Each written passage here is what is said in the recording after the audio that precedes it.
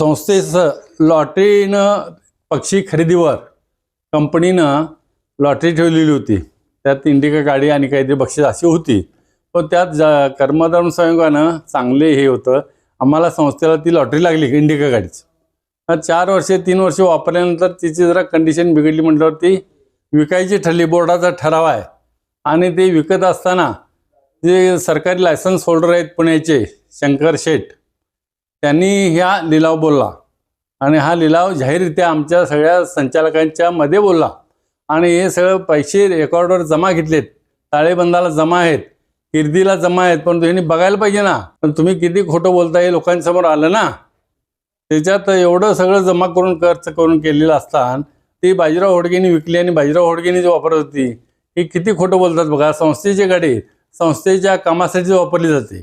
माझी स्वतःची खाजगी गाडी असताना मी कशासाठी वापरू आणि इतर संचालक वापरत होते, कारण प्रत्येकाचा त्यात हक्क होता, असं काय माझा एकट्याचा नव्हता। आणि सर्व संचालकांच्या ठरावाद्वारे बोर्ड मीटिंगमध्ये लोकशाही पद्धतीनं तिची विक्री झालेली आहे आणि सरकारी लायसन्स होल्डर शंकर शेठ पुण्याचा ते लायसन्स होल्डर्स आहे गाड्या अशा खरेदी करणे आणि विकणे, त्यांनी ती खरेदी करून विकली आणि ती कुणाला विकली अजून खरं खोटं करायचं झालं तर प्रकाश कुलकर्णी म्हणून हरळीचे, त्यांच्याकडे पाहिजे तर विचारणा करा की पैसे बाबा कुणाला दिला, काय दिला, काय बाजीराव होडगेंनी खिशात घातले, किर्दीच्या ह्याच्यात असताना देखील असा आरोप करायचा। म्हणजे लोकांची किती दिशाभूल करणार तुम्ही, किती दिवस करणार? म्हणजे तुम्ही रेकॉर्ड बघत नाही, संस्थेचा कारभार बघत नाही असाच अर्थ झाला।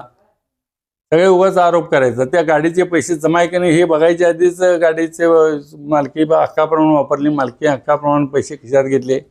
एवढे काय बिंडोक लोक आहेत का? संस्था कोणती असू दे, साखर कारखाना असू दे, ती वाहनं साखर कारखाना घेतो कशासाठी? कारखान्याचे शेती विभागासाठी लागतात, शेती विभागाला फिरायला लागतंय, चेअरमन फिरत असतो कामासाठी, व्हाईस चेअरमन कामासाठी फिरतो, त्यांच्यासाठी ती वाहनं असतात। ती काय त्यांनी स्वतःसाठी किंवा स्वतःची म्हणून घेतली का त्यांनी? ती शेवटी कारखान्याची किंवा संस्थेचीच होती। ती विकायची झाली तर संस्था विकते, ते हे स्वतः कोण चेअरमन किंवा व्हाईस चेअरमन विकत नसतो। ही तुम्ही संस्था सत्ता भोगलेली माणसं ऐसा हे तुम्हाला असे कळायला पाहिजे। हे कळून सुद्धा तुम्ही ह्याचं सोंग घेता वेड्याचं।